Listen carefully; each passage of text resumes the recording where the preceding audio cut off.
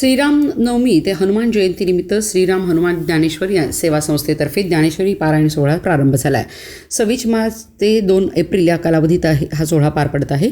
पहिल्या दिवशी अनंत कुंभार यांचे प्रवचन तर गजानन गाणबावले महाराज यांचे कीर्तन पार पडले.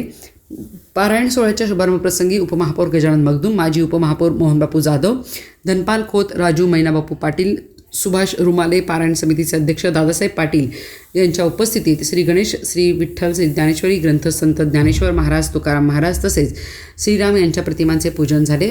हा सोहळा 7 दिवस चालणार आहे. काकड आरती, महिला मंडळाचे भजन, हरिपाठ, प्रवचन, कीर्तन, हरिजागर असे कार्यक्रम होणार आहेत.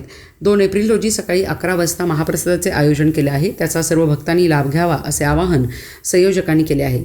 श्रीराम हनुमान ज्ञानेश्वरी सेवा संस्थेच्या वतीने गेली अनेक वर्षे पारायण सोहळ्याचे आयोजन केले जाते.